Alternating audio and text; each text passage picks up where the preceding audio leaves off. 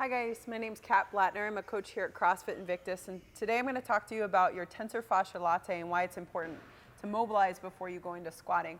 Your tensor fascia latte is an internal rotator of the hip, and so oftentimes, especially those people that are sitting all day, that muscle gets really short, and then we go to squat and we're unable to use our glutes and our hamstrings to squat because we're so stuck internally.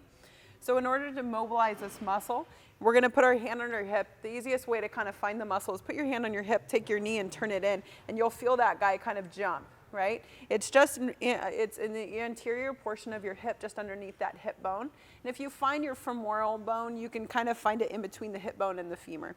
But it might take a little bit of maneuvering with the lacrosse ball.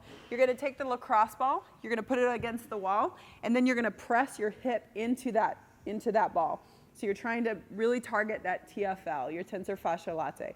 You're going to take all the weight off of the targeted hip, and then you're going to turn your knee in, and you're going to turn your knee out. So you're putting it through that internal, external rotation to mobilize. You're trying to put as much pressure into the ball as you can handle. Sometimes it's a little bit tender at first, especially if this isn't a muscle you've been mobilizing.